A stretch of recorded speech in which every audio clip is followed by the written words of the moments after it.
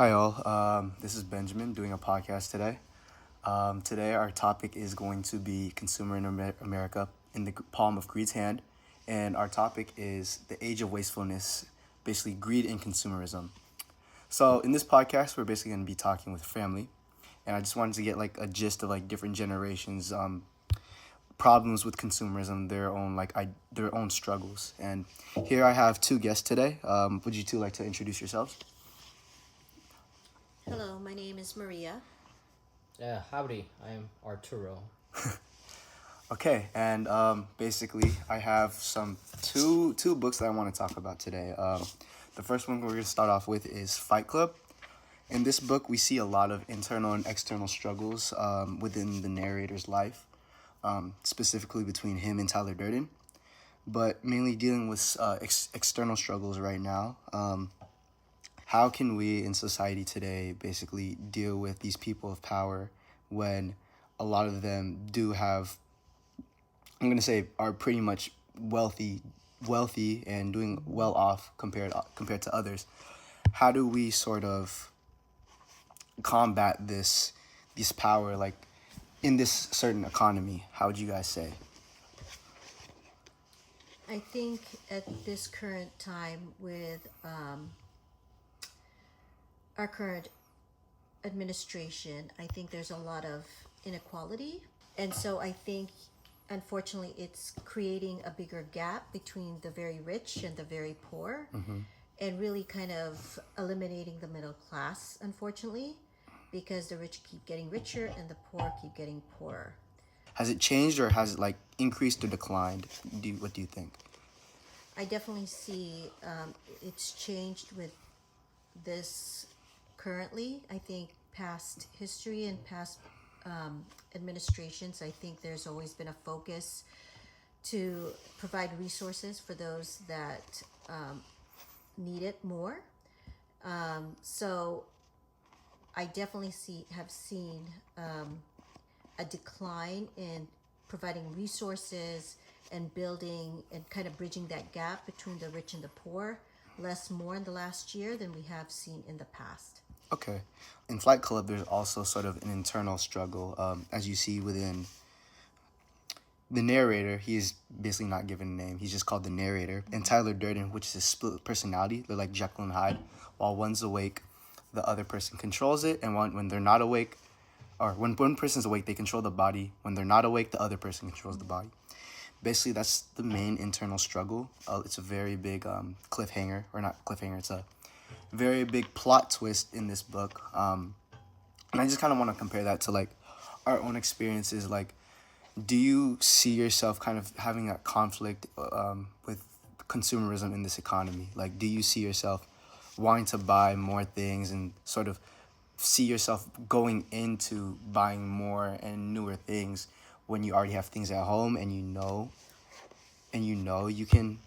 can sort of stray away from buying these new things? Like, do you fall into this category of consumerism, and like how? I mean, to be quite honest, I think I do. I think with the impact of social media, I think there's definitely a bigger influence on consumerism, just because, and not to mention, with the easy access of online shopping, it's definitely made it very accessible for the consumers to purchase these things. With the social media, Instagram, a lot of influence with social influencers. I mean, there's just definitely a bigger impact because of social media, and it's very accessible. And I just kind of want to compare that to this other book that I have called Women on the Edge of Time. Basically, in this book, there's futures. Our main character, Connie, she goes into the future quite a few times. And in this future, there's one future that is sort of carrying non-luxury, no money, a very, very simple future where they don't really have an interest in these luxury goods and all this consumerism like we do, to a point where they even call us the age of wastefulness. And this is Lucente's future. This is one person's future, right? And basically, the other future is a future where capitalism and higher class rule the world, where people don't live until 50 or past 50 unless they're the higher class. The lower and middle classes, they have to work prostitution and other shady jobs just to get by. And they kind of pass their time taking drugs, watching very promiscuous things to pass time. And basically, this is sort of like the age of wastefulness if it continues on, right? And I just want to see from your guys' perspective is like, what sort of future do you feel like we're straying towards? There's a little bit more hesitancy because things are costing more and more. But I just think that people want things. People are influenced to have the best of the best. And until we as parents or adults can kind of guide the younger generation to focus on the real basics and the foundations of what they really need to survive, I don't think that's going to change soon. Did you also see that back when you were going there in school? Like, were there kids getting new cars every year, sort of thing like that?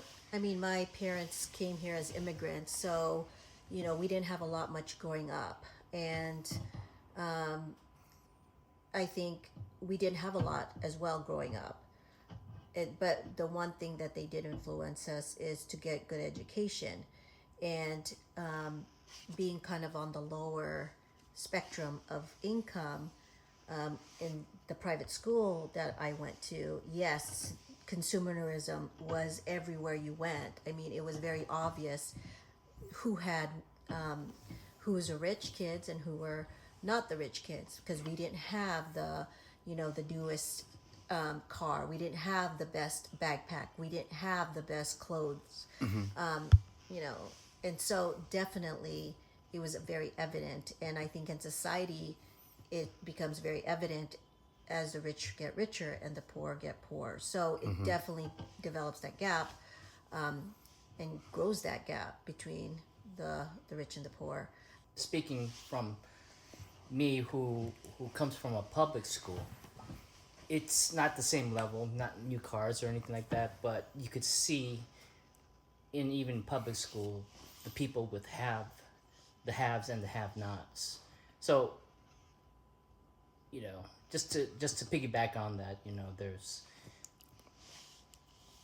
there's people that had jewelry and all that, the higher end stuff, higher end shoes, where some of the people only had like sneakers that were just right, just so there's a different level of that in the public schools also, but it's quite evident that there's always people like me who always wanted to have something that people with money had. So the better shoes, the better jewelry and stuff like that back in the day. So some had cars. I had a car, but it wasn't the best, and so I always wanted to have something like that when I was in the teens and so forth. So there was that influence back in the day too from your peers as well. Right. Do you think that we've been trending in a better direction, or like if we haven't, what do you think we can do as people of modern society to sort of see that future where we don't have as many consumerism issues, where we don't go into buying luxuries and all that stuff, worrying about how we portray ourselves to other people? Well, for me, it just feels like, I don't know, we just have to be better examples for our children. Mom, you have any last inputs? No, I agree with Arturo. I think that as parents, as a society, we need to do a better job of putting less focus on the materialistic side of life and really focus on, kind of more experiences. And I think that alone would help kind of decrease the consumerism or the obsession with consumerism.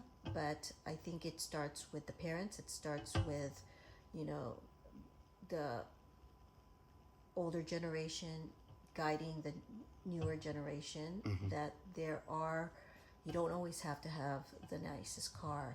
You don't always have to keep up with the Joneses, and I think that might change as things get more expensive every year.